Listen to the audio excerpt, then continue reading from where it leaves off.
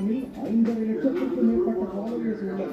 அவரின் பக்கத்தை பார்த்தாலே அவர் ஒரு பிஸியான நடிகை என்பதை தாண்டி ரொம்பவே யதார்த்தமான மனிதர் என்பது ஷூட்டிங் ஸ்பாட்டில் சக நடிகர்களுடன் சேர்ந்து ஆடிக்கும் பாதியான நீட்டிகள், அவரை பிரபலமாக்கிய பழைய சீரியல்களின் காட்சிகள், வாங்கிய விருதுகள் போன்றவற்றை பெருமையுடன்